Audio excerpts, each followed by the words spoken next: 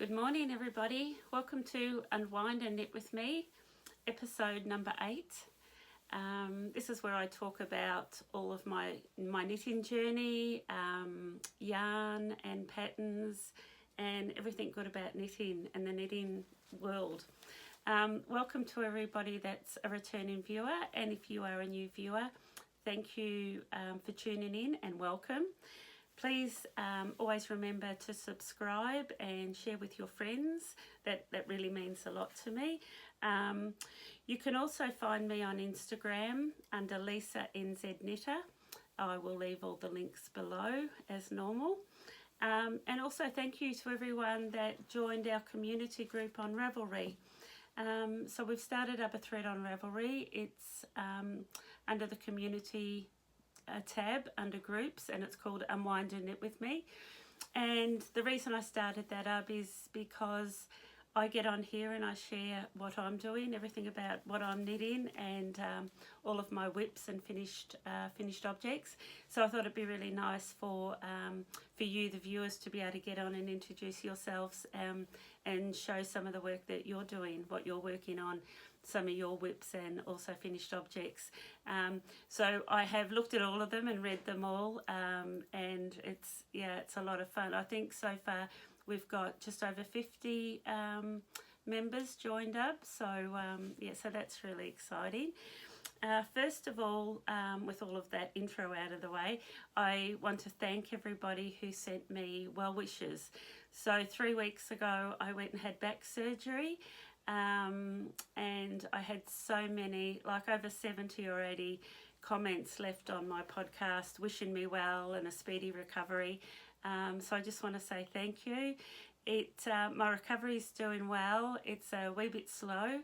I've still got a few hurdles to overcome. So I went in with a back injury and back pain, and the back pain is good, but I've come out of surgery with quite a lot of numbness and nerve pain in my leg. So that's not great, but the surgeon assures me that that'll come good in time, that the nerve's been a little bit traumatised. So so I've still got a little way to go with my recovery. But hey, luckily I've got my eyes and my hands, so I can still knit. So it's all good, and a big thank you to everyone that sent their well wishes. It really meant a lot to me. So thank you. I'll start by telling you what I'm wearing. If you followed my previous podcast, you'll be familiar with this top. It's called Miss Arena, and it's by Caitlin Hunter, and I've knitted this up in the gold colour, maybe called burnt gold, and it's from Johanna, and it's a 4-ply high twist, and it's one of my favourite yarns. The stitch definition is really lovely. Very little pilling or fluffing comes from it, and it's just a really nice yarn, and her dyeing she's very talented with her dyeing. So I do like this. I love the colour. A great addition to my wardrobe because I don't have any yellow in my wardrobe. So it's nice just to wear this pop of colour.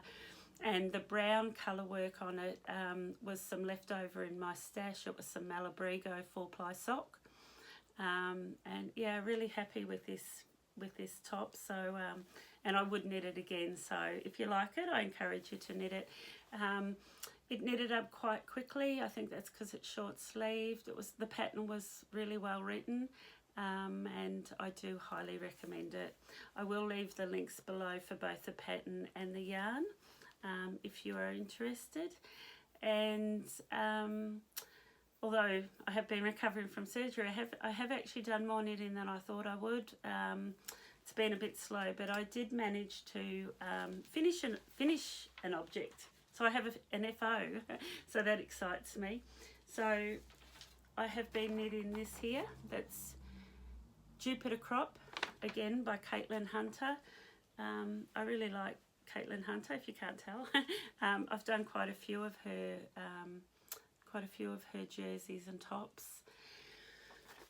So I have finished that, and I will show it to you. I haven't I have photographed it and put it on Instagram, so you may have seen that, but I haven't photographed it with me wearing it. I normally get my daughter to take those photos, and she's been busy working. So this is the finished item. Show you that. So yeah, really happy with the colour work, really happy with the colours that I chose. It's blocked out beautifully. I'm really loving this burnt, it's like a rust, this rust colour, which is the main colour. And I have got some more of that left, and I will use that again. The yarn I used was from Outlaw Yarn. They're based here in Christchurch in New Zealand. I'll leave the link below. The yarn is called Rebel Destiny and Rebel Destiny Light. So I think the Rebel Destiny Light, to my understanding, it's dyed on a lighter fleece, and the Rebel Destiny is a darker fleece. But they're the same yarn. They knit up to the same gauge. I think it just depends on the colour range, whether it's the Destiny or the Destiny Light. So that's it there. I don't think I made any modifications to this. No, I didn't. The only modification I would have made, which is one that I normally make and I swap out, I don't do the wrap and turns, I do German short rows. That's my preferred method of short rows. And I really think that's the only modification that I made. There is options for the length. You can do different lengths, and you can continue the pattern work longer, or you can sort of stop there and then just continue in your main colour. I continued the pattern work for a couple of inches and then just finished it off in my main colour. So I will photograph that so you can see what it looks like on. I think that makes a difference. But yeah, really thrilled with that, and really thrilled to have it finished, considering. So that was really good. Yeah, I have got a surprise, well, a bit of a surprise today. I wasn't sure that I was going to be able to show you much on this podcast. So what I decided to do was invite a guest speaker to come and join me on this podcast, and that really excites me. So I have got a few other things to show you, but I may leave them to another podcast that I may do next week, because what I'd like to do now is introduce to you my guest speaker. So I hope you've got a cup of coffee, cup of tea, and I hope you've got your knitting so you can sit back and enjoy the next half an hour or so with my guest speaker. Thank you. Hello and welcome back. I'd like to introduce you to my friend Birgit. Birgit and I met in January this year at a knit group. I attended a new knit group, and within about 5 minutes of meeting Birgit, I knew that we were going to be knitting buddies. I knew straight away that she would inspire me and that she would have a wealth of knowledge that I could draw on. And I think that's what good knit groups are all about. So welcome, Birgit. Thank you very much for having me. You're welcome. Yeah, so tell us a bit about yourself. As you mentioned, my name is Birgit. I'm coming originally from Switzerland. I have had a Dutch father and a German mom, and my parents moved to Switzerland when I was 2 years old. And I lived in Switzerland for about 38 years. And just a little time. Just a little time, exactly. And my husband and I have decided about 10 years ago that it would be lovely to get a bit of a change of lifestyle. And we've always loved New Zealand. We've been able to come to New Zealand a few times beforehand and fell in love with the country and the people. And thought it would be a nice idea to try out whether we could live here at all. So we decided to move here and have not looked back ever since. We love it here. It's certainly a beautiful country to settle. That surely is. Yes. Probably the only downside is that we are so far away from everyone else. True, that is definitely a point. Long way away. But you can't have it all, and we're looking at the bright side. No, that's good. Certainly a win for me. Likewise, I feel the same. Thank you. tell us what you're wearing. I'm wearing, and this is almost still damp, but just came off my blocking mat this morning. This is the Couture tee from Sari Nordland, which I just finished last night and then washed it, blocked it, and wearing it today as a premiere. Lovely. I used Holst Garn, which is a Danish yarn company that actually, I find it quite funny. They are using merino from New Zealand together with Shetland wool, so it's a 50% merino, 50% Shetland wool blend, and comes also in a variety of colors beyond your imagination. And I've always wanted to try this yarn, and a few weeks or months back just sat on the computer and got a bit crazy and my fingers somehow added a few skeins of yarn in the basket, and and then took only like a bit over 2 weeks to get the yarn, and I've first time knitted with that yarn, and I love it.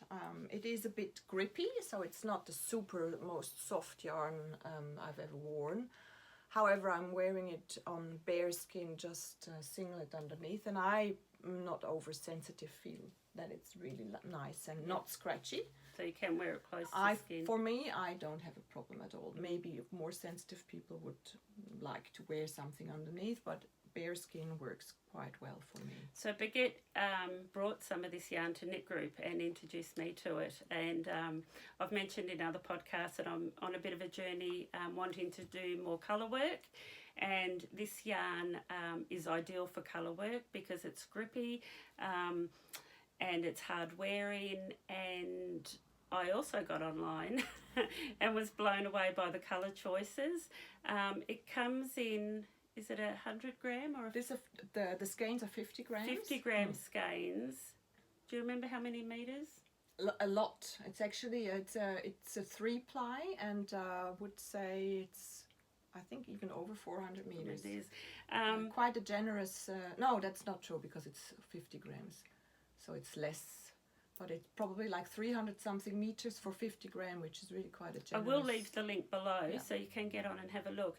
But the 100 gram balls are actually $2.18 British pounds. So I think we calculated it roughly to under 5 New Zealand dollars a ball.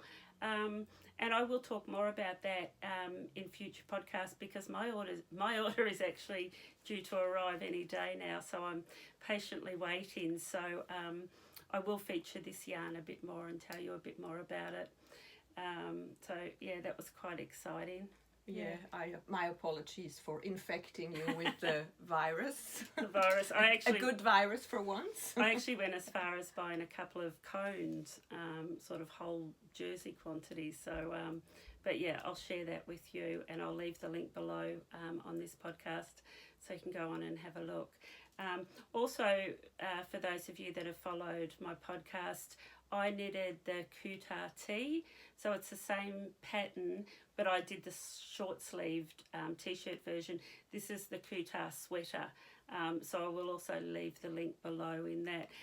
And what we did... Very lovely detail, I don't know if you can see that, is actually the lace pattern on the sleeve as well. Yeah. And that was actually the reason for me wanting to choose the long sleeve. Yeah, so jump onto Rav and have a look at that pattern. But it's amazing too, just the different results that you get. I used a cotton blend where this is a completely different sort of finish using a different blend, but I really love the stitch definition of this yarn. Like I said, I bought it primarily for colour work, but I think I'll do some lace work in it as well. Yeah, the stitch definition is beautiful. And one more thing for me to mention, I usually struggle a bit with getting too hot in 4-ply or double knit merino. With this, even though we have a beautiful day today, it's around 20 degrees outside already, and I feel not too warm. It's actually really pleasant. So it's probably quite breathable. Yeah, for sure. And like I said, good that they're using New Zealand. I think it's a combination of Australia and New Zealand merino mixed with the Shetland. So, yep, we'll talk more about that one in further podcasts. So tell me also, who inspired you to knit? Who was... Who and I when? have been lucky with a very skilled and talented grandmother. That was my dad's mom from Holland, and she used to make me the most beautiful, gorgeous little Barbie doll dresses, either knitted or crocheted. And that was one thing. And then at that time in Switzerland, in primary school, it was part of the curriculum that you would learn crafting.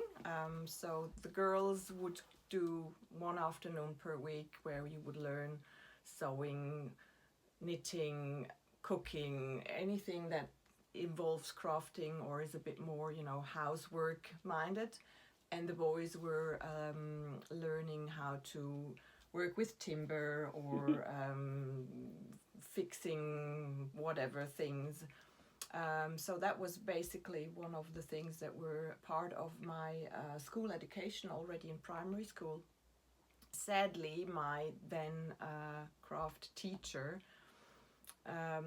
killed the mojo of me knitting for quite a long time because she was very, very Swiss in, accuracy. So the thing had to be perfect, and if it wasn't perfect, she made you undo the entire work. So I've really lost my interest in doing anything, and I thought I was just not talented at all, and couldn't do it and didn't want to. And what a shame, because as we know, knitting isn't perfect, and often our mistakes we refer to as design features. Exactly. And if I only knew by then, that it would come back to me. So when did you start knitting again?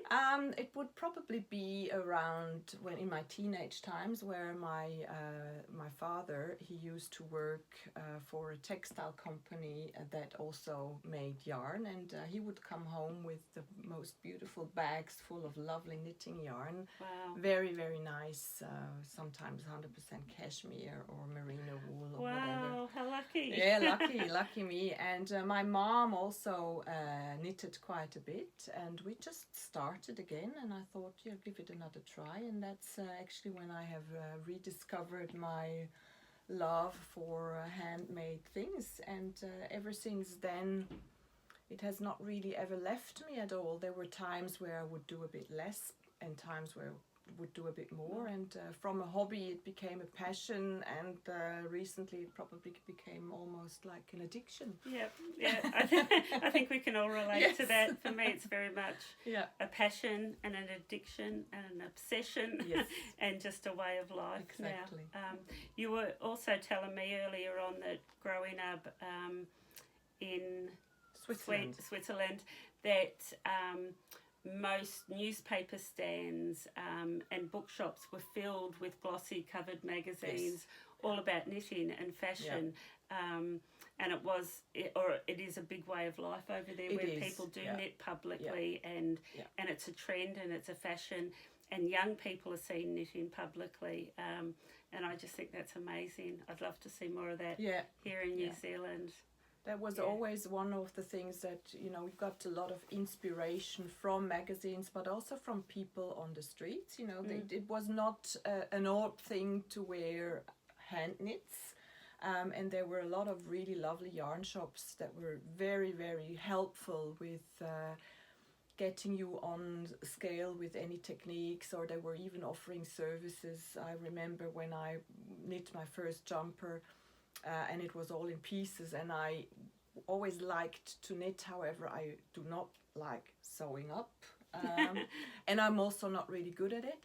So those yarn shops, they would also offer services where you could just bring whatever you knitted and they would sew it up for you for a certain amount. They would do the seaming, exactly. So aren't we lucky now that most of our knitting's done in the round? Oh yeah, I would not really want to go back to sewing up no again. More seaming. Oh wow. Yeah. Okay, I lost my train of thought there for a minute, so sorry about that. I was saying to Birgit that when my children were young, and I knitted all through, most of my life I've knitted, But going back 20, even 10 and 20 years ago when I knitted, I always knitted privately at home. It wasn't something that you did in front of people or publicly. And I think the kids used to think, oh, Mum, I've got friends come over, can you put your knitting away?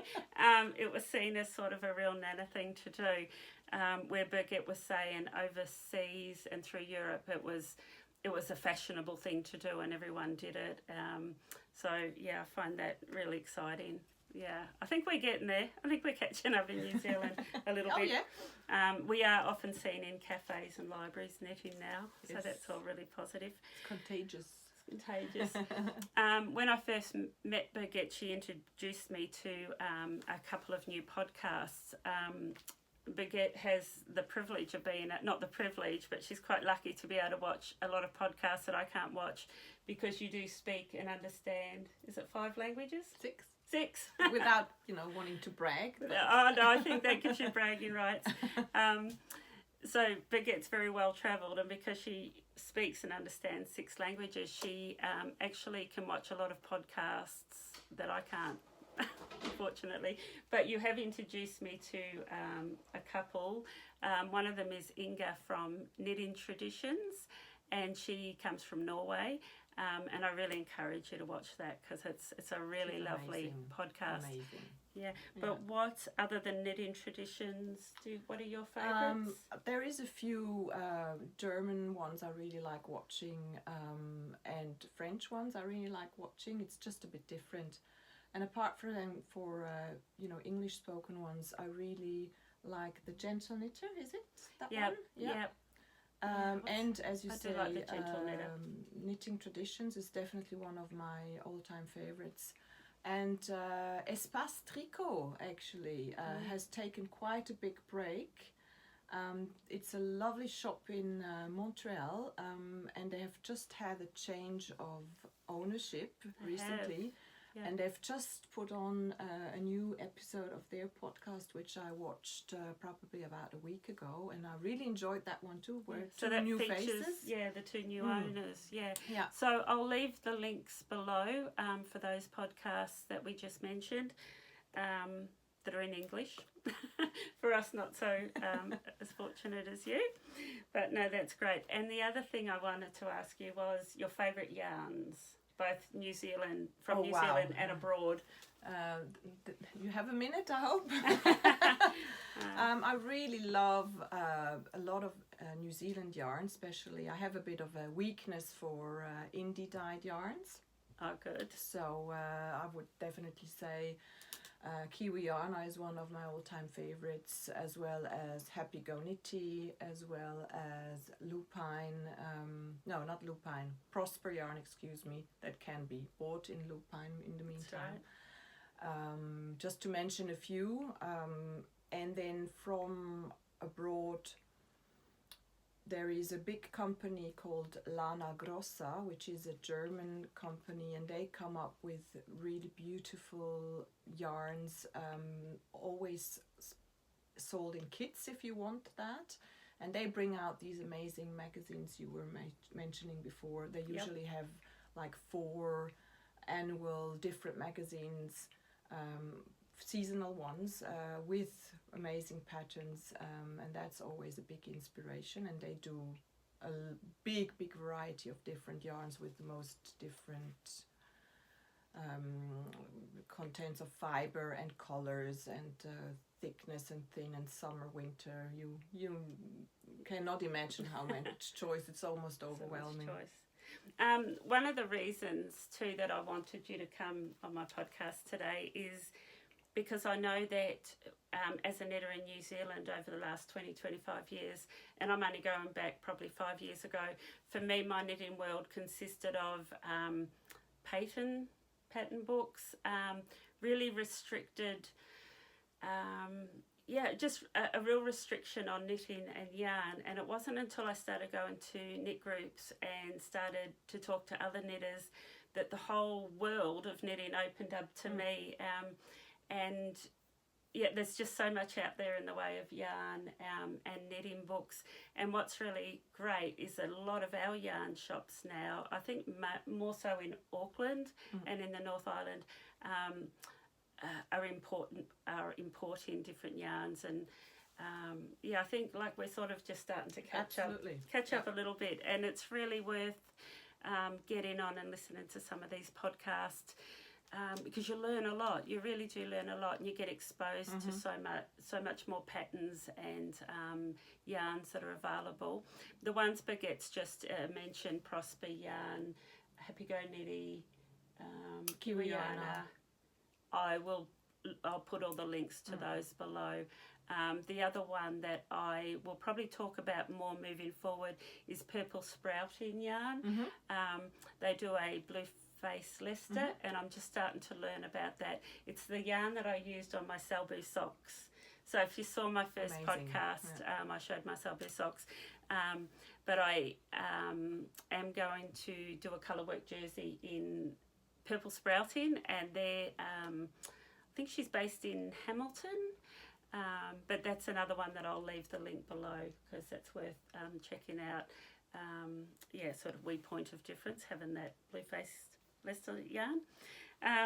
So the next thing I want is to show some of the things that you've knitted, and there was one in particular that I loved, and we'll talk about first because you've actually used Kiwi Yarn. Yes. And I've talked before about the high twist dark denim, which is one of my favourite yarns, and that's what Birgit's used on this jersey. So that's my... What pattern was that? Good question. I'll find out and leave the link below. By Casa Pinka, and I know the designer, Raise the Woof, because as you can maybe see, these are dogs, and my world are my two fur babies. So I'm a very... That is just gorgeous colour work. Was that that was a variegated yarn, the pink? Well, it was the dark denim, the blue, and then there was 3 different colors for the color work that came in a little 50-gram kit. Mini skeins. Mini skeins, exactly. Yes. That is just beautiful. Thank you. And it's fun. It is fun. I love this it's one. A nice. It'll be a nice fun jersey. I'm almost a bit shy to admit that I do own quite a bit of knitwear and a lot of sweaters, but I think that would be definitely one of my all-time favorites. Yeah. Birgit has 2 very big golden retrievers. So they're her fur babies. Fur babies. Yeah. So if she's not knitting, she's walking the dogs. Is that right? Yeah, exactly. That's Nice. about it. Yeah. I asked Birgit to bring this one along because I'd like to do it one day myself, but I just think it's outstanding. It's the designer. There's Stephen West, and that was the bubble cardigan by Stephen West. Actually uses quite a bit of Kiwi yarn as well. Okay, Plus good. some other yarn that I bought at Woolfest Christchurch. That's a natural star from Christchurch. Oh, nice. And that would be all these beautiful single colors. Yep. Whereas everything that is a bit more variegated would be the yarn from Rebecca.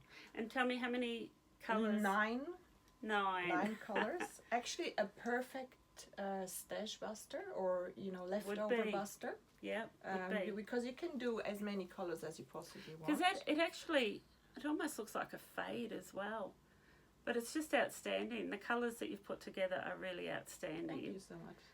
Yeah, and it's bubbles. It's really easy to make. It doesn't look easy, but it really is very easy. It does look complicated. And the only thing I have to mention, as I said, I'm not a fan of sewing. I'm not a fan of darning in ends either. So there is a really amazing technique that Stephen West he hasn't invented it, but he's mentioning it several times in his project, and that's the so-called Weave-in Stephen method, where you actually weave in your yarn ends, and in a project like that, it's a very smart idea to do that. And I'm guessing that he would have tutorials. He will have amazing tutorials about that. Yes. Also, by the way, for the bubbles. Oh, good. Yeah. So Stephen Weaving. Weave and Steven Oh, is Weave- the technique. Weave and Steven. And the designer is Stephen West. Oh, that sounds really good because I do a lot of colour work. So that's a tutorial that I probably should watch because I don't think any of us like weaving in ends. I know. You finish a garment, you're almost there, you're almost finished, but you know that you've got to sit there for an hour and sew in ends. No, that's really beautiful. And I do remember seeing a lot of those on Instagram. Did that come out in the last 12 months? That was actually coming out probably like 3 or 4 months ago. I thought it was recent. And there was actually a Holland Road from Wellington. She made a knit along. Oh, good. And that was on Instagram as well. And there were probably like around maybe 20 people participating. So you've probably seen that pattern around. Yeah. I often say I'm a bit late. I never join up with knit-alongs. I tend to pick them up a year or so That's down the maybe track. not a bad idea that you actually see what you're making and then you can still decide whether you like That's it right. or not. Yeah, I can see what everyone else has done first. Yeah, and you've got an amazing shawl there. Yes. You talk about that one. Yes, I think because you were also asking me about my biggest challenge. Yes. What's one of your biggest knitting challenges? So one of my biggest knitting challenges would be when I taught myself how to brioche knit. Now I've got to say here, if you've ever seen Birgit knit brioche, you wouldn't think it was a challenge. You make it look so easy. You make it seriously Well, it look took easy. me a while to make it look like this, and I don't find it difficult anymore. Oh, And I also would not say necessarily that it's not such a difficult technique. It's just as a beginner, you don't know exactly where you're at with your stitches, and I think that's the main challenge, that when you're off track and you don't know exactly where to pick up, then you can mess it up horribly, and fixing mistakes in brioche is probably the big challenge. Yeah, so it takes a little while to actually learn to read your knitting. Exactly. Yeah, and I think once you can read it. You know, once you have discovered how to look at your stitches, it's not a big deal anymore at all. So I did, about a year ago, I did a brioche knitting course, and I followed it, I learnt it. I did a shawl where I had just one panel of brioche. I found it very difficult, and I've never done it again since. But we'll make her do it. Birgit has convinced me. So I have bought the yarn and I have got a pattern, and I'll show you that in my next podcast. I haven't wound the wool yet. So I have the wool and I have the pattern. I'll wind the wool and I'll talk about that in my next podcast.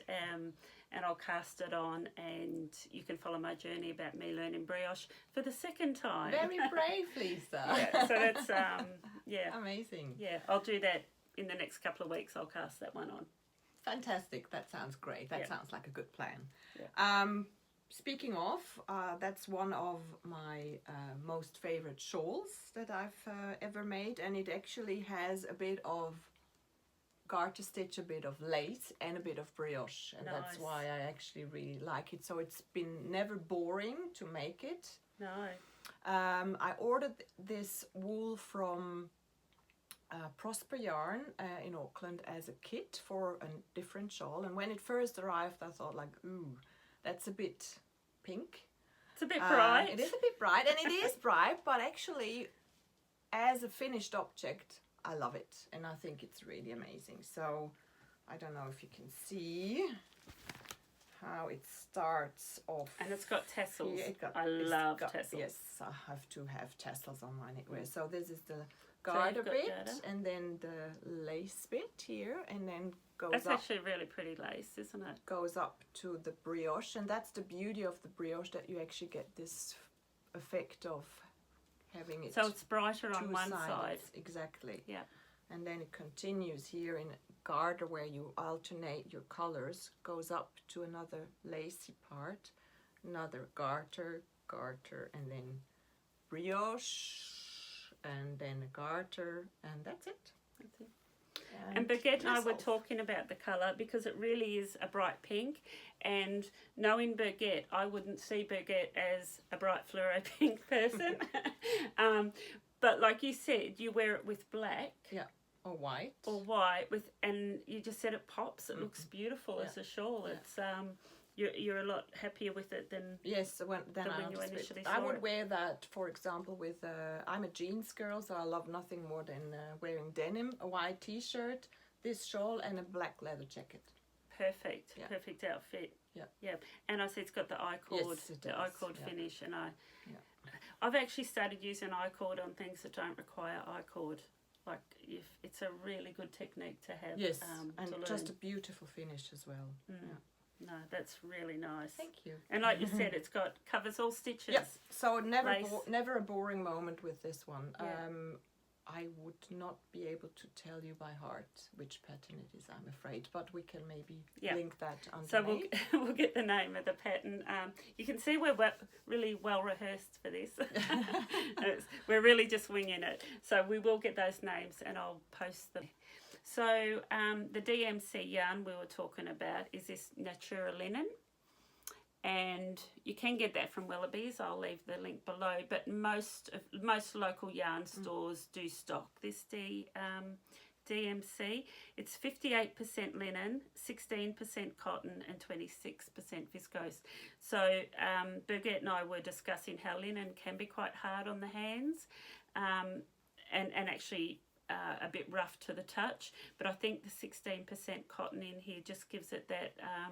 Just a bit more of a softness. Yeah, it's very, it? very nice and pleasant to work with. Yeah, and that colour's lovely. It's like it's not showing it up well at all, but it's almost like a dark denim. Yeah, it's it has a bit of a really shine. nice, That's also nice.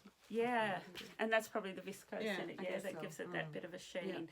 And I have seen it knitted up. It has really nice stitch definition, which will be lovely in that pattern because it's got the lace panel down the front. Yeah. I look forward to seeing that. Yeah, me too. And probably the last thing I wanted to ask you is what designers inspire you? What designers do you follow? Quite a few. As I mentioned, Joji Locatelli would definitely be one of my all-time favorites. I've done quite a few of her lovely designs. Another one to mention would be Isabel Kraemer.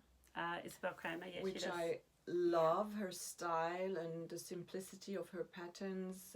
She writes really in a way that you can easily follow. Also sometimes, with tutorial links and just makes it rather easy for people to follow. And then Caitlin Hunter would definitely be then another one to mention. And every day I discover more. New ones. Yeah. So those three that you mentioned, Joji Locatelli, Isabel Kraemer and Caitlin Hunter. So straight away, I think that's what bonded us too as knitting sisters. Yes. Because we're both, Joji, Caitlin Hunter. And we were just talking the same language, weren't we? Yeah, Even though one with a bit of an accent, but still the same language. Yeah, we were both on the same page. Yeah, we were sort absolutely. of it was really quite exciting. Those three designers, if you haven't heard of them or you haven't knitted any of their patterns, check them out on Ravelry because I've really got some lovely. If you follow my podcast, you'll be familiar with Caitlin Hunter patterns. But yeah, have a look on Rav and have a look because they really are nice patterns that are well written and easy to follow and just modern and easy to wear and what I call like really good wardrobe staple pieces. They're just really nice. Was there any others? Not that well. Many others, but not that they would pop into my mind quite. So I'll list those below. But yeah, go and check them out. And that probably winds up our podcast today. So I really want to thank you, Birgit. You're most welcome. Thank you very much for having me. It's been really nice having you. And I want to thank all my viewers for tuning in. And remember to subscribe and tell your friends. I mentioned earlier on, we've got a Ravelry group now, Unwind and Knit with me. So you can pop over to there if you want to introduce yourself and show us any of your works in progress or any of your finished items. It's turning into quite a nice little community, and it's really nice to get on there and see what everyone else is doing. I'm on Instagram as Lisa NZ Knitter, and that's about it. So thank you very much, everyone, for viewing. Stay happy, stay safe, happy knitting.